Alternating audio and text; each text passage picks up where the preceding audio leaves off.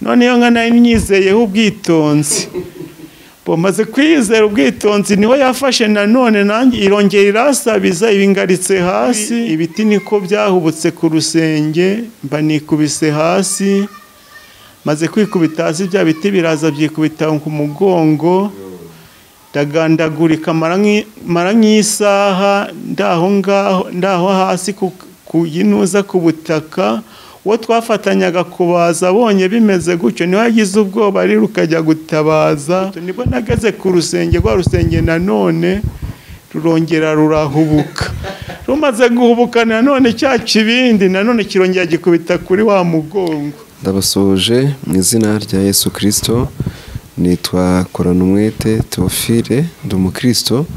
Ndashima Imana ko ikomeje kuturinda tukatura amahoro kubw'ubuntu bwayo ndetse no kubw'imbabazi zayo. Iyi ni korali Witsemba rero nkuko mubimenyereye dusanzwe tubana tuganira n'abakozi b'Imana batandukanye, tuganira ku bintu bijyanye n'ijambo ry'Imana byatuma izina ry'Imana rihabwa icyubahiro. Uyu munsi wa none rero n'undi dufite mwene data tugiye kuganira, ndagira ngo senge Imana, nimara gusenga dukomeze tuganira.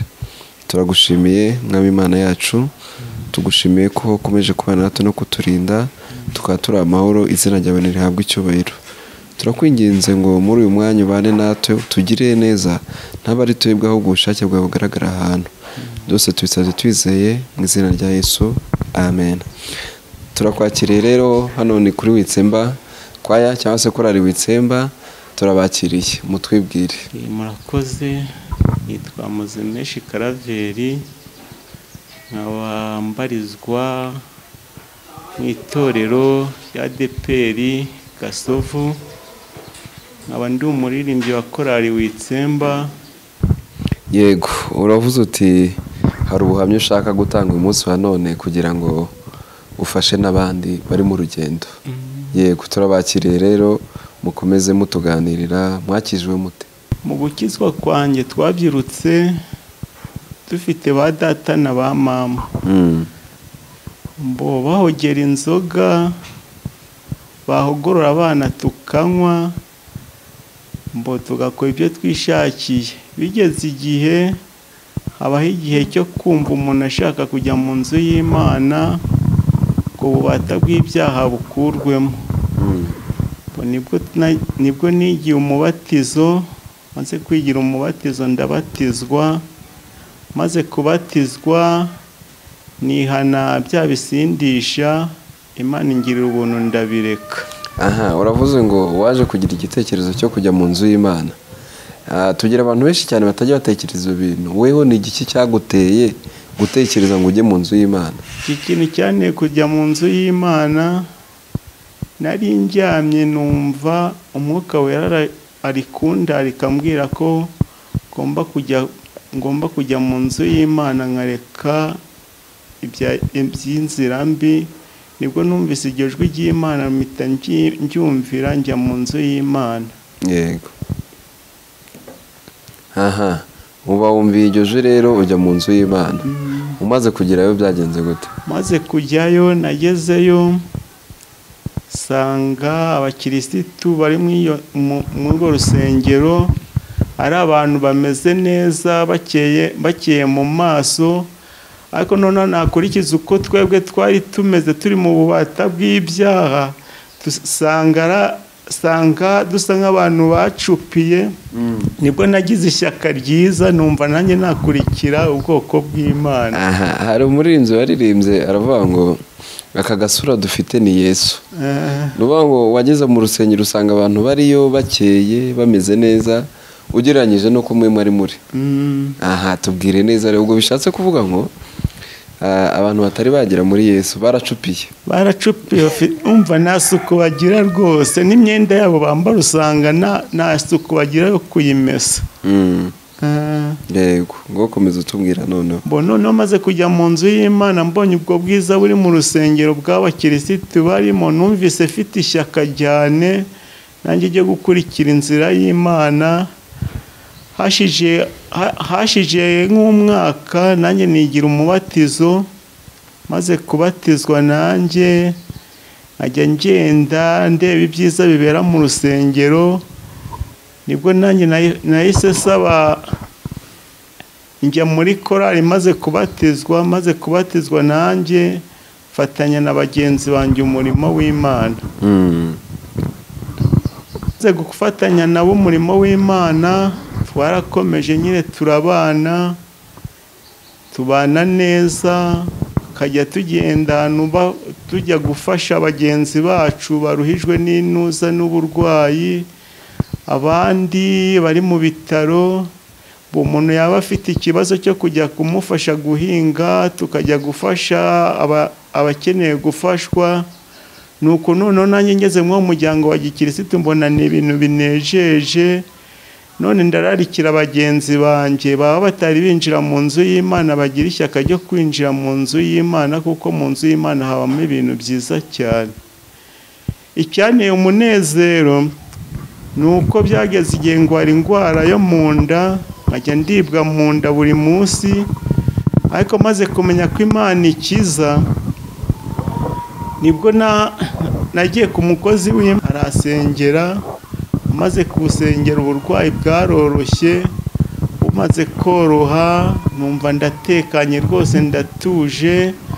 Kuva mu mwaka w'1999 ubwo burwayi bwari bwaranjahaje, ariko ndebye uko mpagaze muri iki gihe, Imana yangiriye neza, uburwayi bwarakize.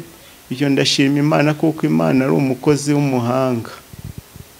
Nkomeje nanone hari byinshi Imana yangiriye, Imana yaranyubakiye imumufasha. Ubwo mpagaze gutya,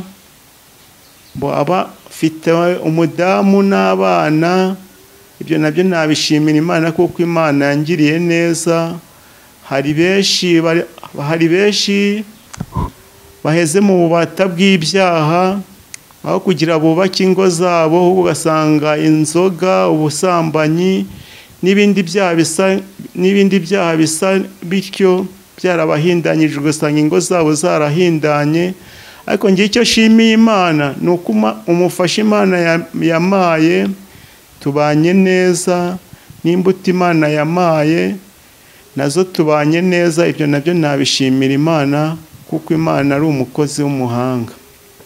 Ikindi nakomeza gushimira Imana, mu mibereho yanjye nabayeho nabi, maze kubaho nabi Imana irafasha, icira kanzu, iraho mpinga.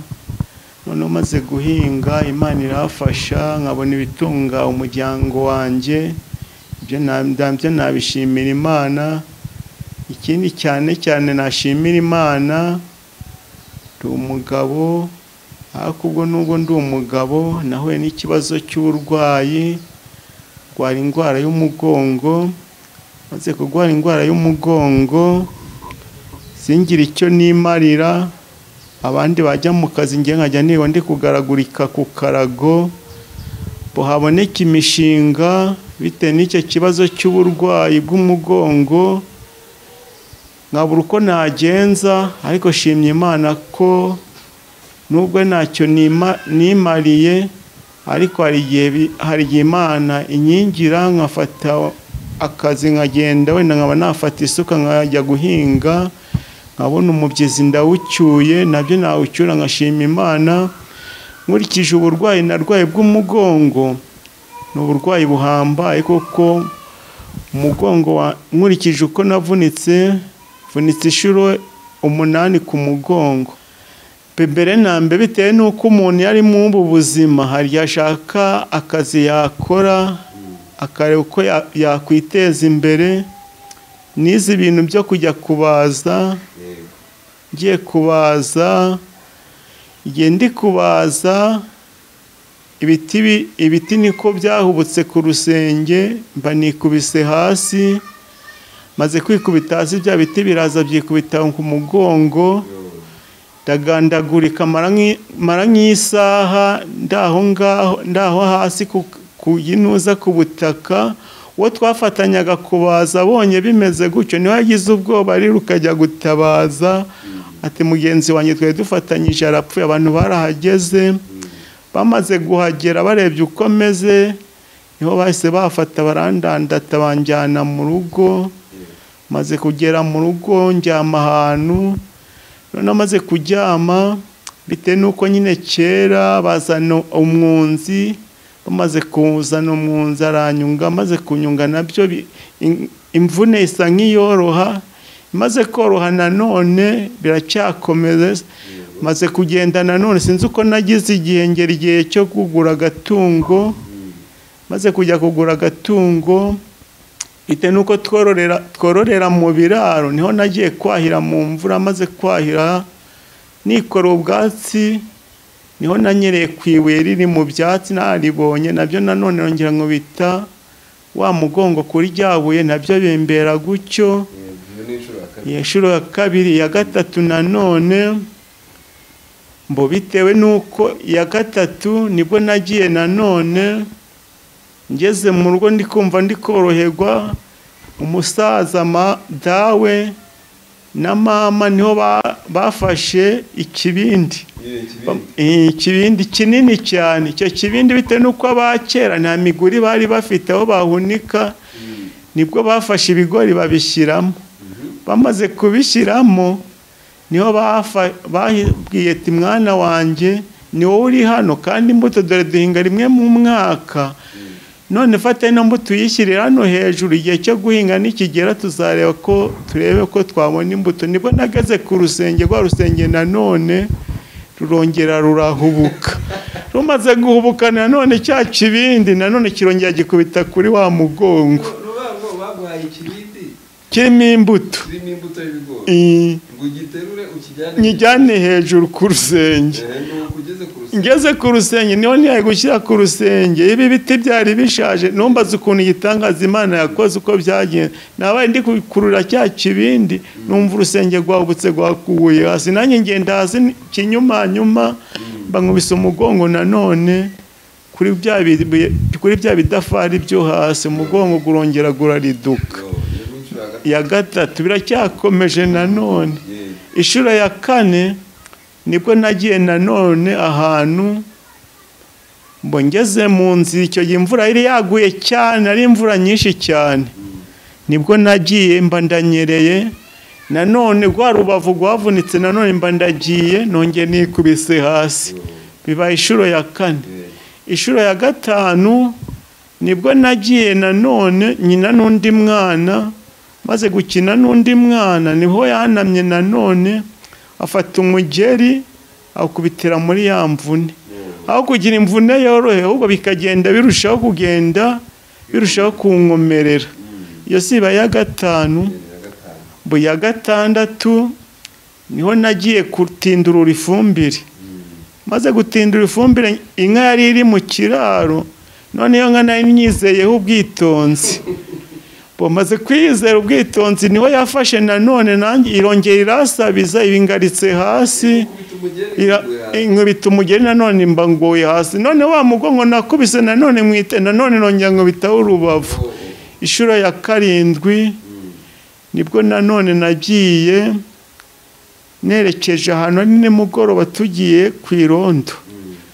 Ndagenda tugeze ahantu muri penusi hari kunyerera cyane, nanone ndanyerera. Maze kunyerera nanone nongera ngo bitagwa rubavu hasi. Noneho inshuro ya munani ni buno vuba nanone niho nabaye ndi kugenda nanone, nongera ndasitara, nongera ndagwa, nongera ngo bitagwa mugongo hasi. Biba inshuro ya munani. Nubwo mubona ndi kugenda gutya, ndi igishenjegeri, uretse ko nyine iyo Imana yatabaye umuntu rwose nta kibazo agira, ariko mu buzima bwe buba bwangiritse. Ibyo nabyo nabishimira Imana kuko Imana yambaye hafi. Niho mba ndacyakomeje. Niho nageze mu rugo maze koroherwa, afata Bibiliya.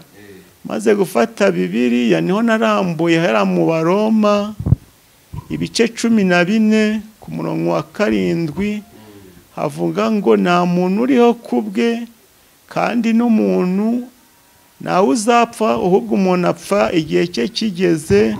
Ibyo nabyo iryo jambo ryarafashije cyane. Reka turirebe turisome. abaduteze amatwi bumve gutabarwa kw'Imana, kuko Imana igira neza. Ni Abaroma ibice 14 ku murongo wa 7 bavuga ngo nta muntu uriho kubwe, niba turiho kubw'umwami. Nuko rero niba turiho cyangwa niba dupfa, turi ab'umwami, kuko icyatumye Kristo apfa akazuka ari ukugira ngo abe umwami w'abapfuye. Imana ishimwe. Urukumva rero iri jambo ryarafashije mara kuribona rwose, ryaneyemo agatege. Aba ari nko gupfa mu icyo gihe cyanjye mba narapfuye, ariko Imana ngira ubu nirandinda. Ibyo nabyo mbishimiye Imana, kuko Imana ari umukozi w'umuhanga. Hari irindi jambo riri hano muri Yesaya bice 50 ku murongo wa 7 avuga ngo, reka nawe duhasome twumve uko Imana igira neza. Imana azanabara, nicyo gituma namwara, nicyo gitumye nkomera mu maso hanjye hagakomera nk'urutare, kandi nzi yuko nazakorwa n'isoni. Imana ishimwe kuko yangiriye neza. Aya magambo mara kuyumva rwose gandemyemo umutima, numva ndakomeye, numva rwose gukorera Imana nta gihombo kirimo. Nubwo ibibazo mu isi ari byinshi, ariko sabye ko dusaba kwihangana, Imana ikaduongerera imbaraga. Imana ishimwe kuko yagize neza. Nkabashishikariza abagenzi banjye baduteze amatwi ku iki kiganiro, twere kwiheba cyangwa twiganyira ejo tuzabaho ute. Imana yaturemye iratuzi, kuko byose biri mu kuboko kwayo. Imana ishimwe kuko yangiriye neza. Amen. Iteka Imana, umwanya turi imbere yawe Mana, tugushimira ibitangaza n'imirimo wakoreye umugaragu wawe. None nkaba ndi imbere yawe Mana ngushima kuko wangiriye neza. Uko wangiriye neza niko sengeye ubwoko bwawe duteze amatwi. Abafite ikibazo nk'icyo nanjye nari ifite Mana, ubasange ubaruhure, kuko wavuze ko abarushye n'abaremerewe nibagusange urabaruhura. Uyu mwanya rero Mana turi imbere yawe, tugushimira ibitangaza n'ibimenyetso wakoreye umugaragu wawe. Ushimwe kuko wagize neza.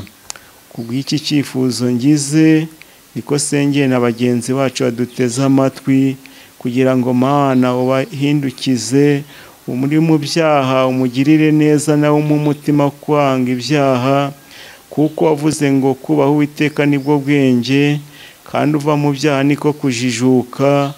Natwe utugirire neza, kubw'izina ryawe urakoze. Amen.